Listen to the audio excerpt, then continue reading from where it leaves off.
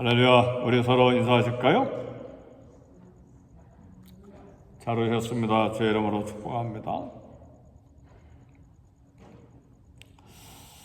저는 기도할 때에 가끔이 아니고 자주 기도하는데, 하나님 아버지, 삶이 잘 끝맺음 되게 해주세요. 거기에는 여러 가지 이유들이 있는데, 목사로서 삶이 잘 끝나게 해주세요. 물론 교회 사역, 선교 사역, 또 부모의 역할, 또 저를 기대하는 또 한국에 살고 있는 모든 형제들 앞에서 또 하나님의 자녀로서 이름값이 있잖아요. 그러니까 하나님 피니시 웰 하게 해주세요.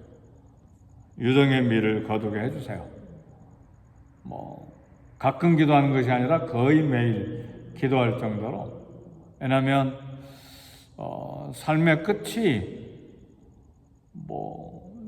어렸을 때, 젊었을 때, 작년 때는 좋았는데 끝이 비참하게 끝나는 사람들이 있잖아요. 성경에도 역시 마찬가지고 얼마나 창피해요. 부모의 이름값이 있고 목사여 선교사의 이름값이 있고 평생에 저를 위해서 기도하는 형제들이 한국에 아직도 생생하게 살아있잖아요. 이런 거 생각하면 제가 이런 기도를 안 할 수가 없어요. 그런데요, 제 이름값이 얼마나 되겠어요? 아무도 알아주지 않는 무명한 이름인데, 그래도 이제 그런 기도를 계속해요. 하나님의 도우심이 필요하기 때문에. 그러나 오늘 우리가 기도할 때 정말 이것 때문에 기도가 응답되기를 원합니다 하는 이유가 하나 있는데, 하나님의 이름값 때문에, 하나님의 이름의 명예 때문에 하나님 이 문제가 해결되게 해주세요. 온 땅에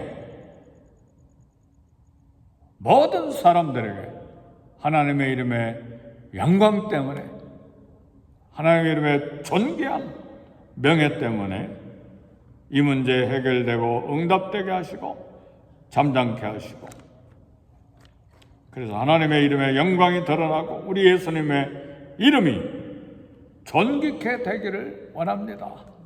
그래서 내 이름 때문이 아니고 나의 어려운 문제, 이 문제보다는 하나님의 이름의 영광 때문에 이 문제가 해결되게 해주세요. 오늘 설교의 이제 핵심 주제입니다. 그래서 오늘 기도할 때는요, 하나님 힘들어요. 하나님 참 예수 믿는다는 게 참 뭡니까? 온갖 하소연을 다 할 수도 있겠지만, 그러나 그거보다 하나님 주의 이름이 얼마나 존귀한 이름입니까? 온 열방에, 온 우주에, 심지어는 영적인 세력 앞에서도, 이 사단 앞에서도 하나님의 이름의 존귀함을 드러내주시고, 많은 사람들이 제가 예수님을 믿는다는 것을 알고 있는데, 하나님 그들에게 하나님의 이름, 예수님의 이름의 존귀함이 드러나게 해주세요. 나사렛 예수의 이름으로 명하노니 일어나 걸어라. 우리 주님은 또 말씀하셨잖아요. 내 이름으로 무엇이든지 내게 구하면 내가 행하리라. 요한복음 14장 14절 이 한 절에 내 이름으로 무엇이든지 내게 구하면 내가 행하리라. 예수님의 이름이 3번씩이나 이 짧은 구절에 들어갈 정도로 예수님의 이름이 천하 열방에, 온 세상에 권위 있는, 권세 있는 이름인데, 주님을 위해, 주의 이름을 위해 이 문제가 응답되게 해주세요. 교회 문제든 개인의 문제든 가정의 문제든 자녀의 문제든 뭐 어떤 문제든지 간에 하나님의 이름 때문에 그래, 기도응답 받기 위한 방법이기도 하지만 또 하나님의 이름을 위해 또 살아야죠. 그죠? 뭐 기도응답 받기 위해서만 하나님 이름 명예만 찾는 게 아니라 실제로 주님의 이름을 위해서 살아야죠. 우리 삶의 목표가 거기에 있잖아요. 인생의 제일 된 목적이 무엇이냐? 그분을 영화롭게 하는 것이고 그분을 영원토록 즐거워하는 것이니까요. 우리 삶의 목표는 분명해요. 아멘입니까? 하나님 앞에 살 때요, 목표가 분명해야 돼요. 삶의 목표가 분명해야 돼요. 이 땅에 먹을 거, 명예, 이 땅에 재밌게 사는 게 우리 삶의 목표는 아니에요. 우리 하나님이죠. 예수님이죠. 그죠? 이 땅에 우리를 보내신 것도, 또 우리를 구원해 주신 것도 예수 그리스도를 위한 삶의 분명한 목표를 우리 하나님 우리에게 주셨기 때문에 우리 살아가는 방법도 그렇게 살아야죠. 그럴 때 하나님은 우리의 삶의 모든 부분에 당신의 이름의 영광을 위해, 명예를 위해 우리를 사용하실 것을 믿습니다. 국가의 위기, 개인의 위기를 만날 때 신앙의 선배들이 어떻게 위기를 극복했는가? 아수르 대군이 예루살렘을 포위했을 때 유다는 그야말로 풍전등화였어요. 오랜만에 풍전등화라는 말 들어보시죠? 바람 앞에 불이잖아요. 그죠? 요즘에 저희 방에 창문을 열어놓고 자니까 모기가 좀 몇 마리가 들어와서 잠을 설치게 하잖아요. 그래서 모기향을 사다가 성냥불을 켜는데 옆에 선풍기를 켜놓고 있으니까 선풍기 바람에 성냥불이 금방 꺼지는 거예요.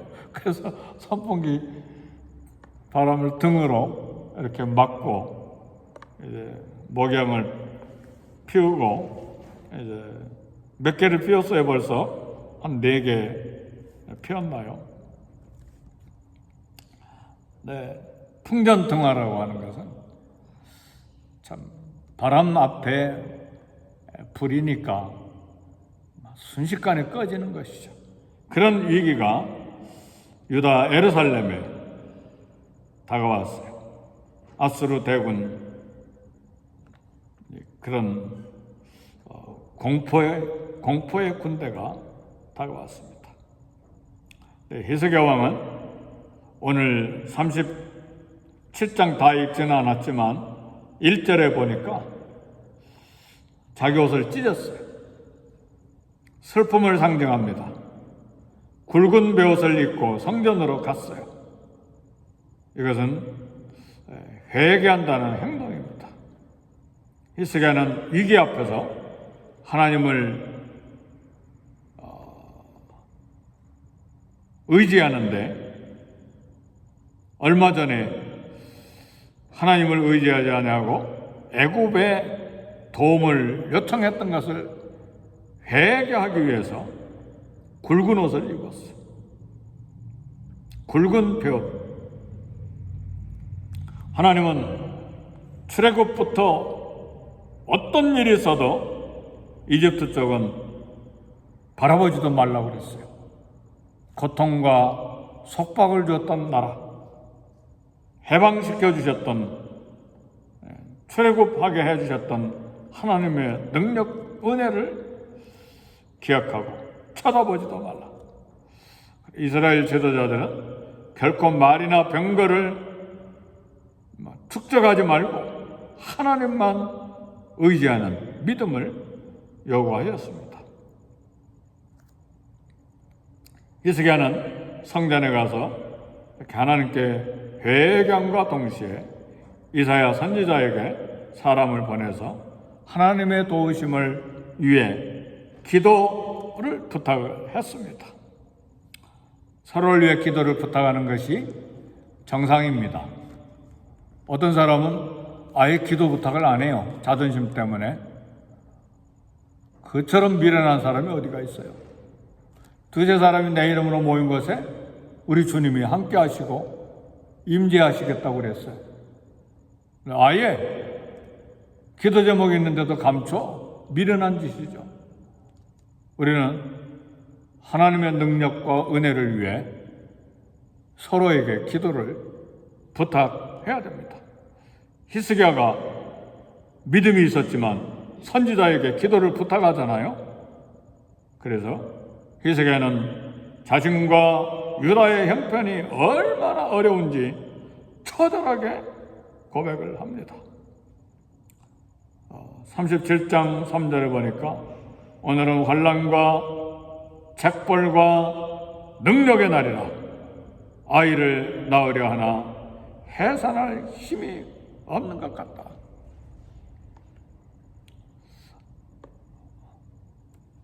아이를 낳으려나 해산할 힘이 없다는 말은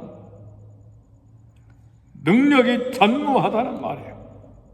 어느 정도 능력이 있으므로 하나님이 조금만 도와주시면 문제가 해결될 것 같습니다가 아니라 전적으로 무능함을 고백하는 거예요. 어떤 능력도 없고 전적으로 무능함을 고백하는 히스기야의 이 모습, 이것은 하나님만을 신뢰하는 믿음이에요. 내가 뭔가 조금 할 수 있다고 생각하면 전적으로 하나님 신뢰하지 않습니다. 내가 이건 하면 될 것도 같은데. 그러니까 기도도 그만큼 약해지는 거죠. 그러나 아무런 방법도 없고 나의 무능이 전적으로 드러났을 때 하나님만을 신뢰하는 하나님 이름만을 부르짖을 수밖에 없는 그런 기도가 나오게 되는 것이죠. 이사야는 히스기야 왕의 기도 부탁을 듣고 하나님의 말씀을 왕에게 주었습니다. 그것이 오늘 6절 7절 말씀, 두려워 말라 아수르 왕 사네립은 고국에 돌아가서 죽을 거다. 이사야 선지자가 히스기야 왕에게 하나님의 말씀을 전달했습니다. 이와 절망 순간에도 하나님께서 나라와 역사, 인류, 전쟁까지도 지휘하고 계심을 오늘 보여줍니다. 무슨 이야기입니까? 아수르 대군이 고대 모든 중동 지방을 다 정복하는 제국이지만 그 제국, 역사, 그리고 전쟁, 모든 정치 하나님이 다 통치하고 계신다. 다스리고 계신다. 우리 개인의 조그만 문제만 하나님이 이렇게 살살 다루시는 것이 아니라 아예 제국 자체 역사를 뒤집으시고 왕을 세우기도 하시고 왕을 패하기도 하시는 역사의 주권자이심을 이사야가 히스기야에게 이야기합니다. 사랑하는 성도들은 따라서 어떤 문제가 닥쳐와도 오늘 이 새벽에 우리가 하나님 앞에 설 자세는 뭐냐? 어떤 절망적인 위기 순간에도 하나님께 도움을 요청하는 믿음이 필요하다는 말이에요. 쉽지 않는 믿음이에요. 왜요? 캄캄하잖아요. 절망적인 위기는. 우리가 가져야 될 믿음은 풍전등화라도 하나님을 신뢰하는 믿음으로 하나님의 이름에 명예를 드러내도록 하나님께 기도할 그런 믿음이 필요하다는 말이에요. 하나님의 어떤 문제는 잘 해결해 주시지 못할 그런 능력 없는 부분이 어떤 부분입니까? 하나님, 다 우리 보면 우리에게 달려 있어요. 하나님은 질병의 문제는 능력이 별로 없는 것 같아. 그럼 기도 안 해요. 자기가 해결하려고 하지. 하나님은 돈 문제만큼은 능력이 없는 것 같아. 그러니까 하나님 의지하지 않아요. 내가 죽도록 그 문제를, 돈 문제를 해결하려고 그러지. 하나님은 이런 문제는 능력이 없는 것 같아. 그래서 그 문제는 하나님께 기도 안 해요. 믿지 않아요. 이게 우리의 믿음의 한계예요. 믿음이 있는 것 같아도 자세히 들여다보면 실제로 우리 행동에는 하나님을 믿지 않는 부분이 여러 부분이 있어요. 사실입니까? 실제요.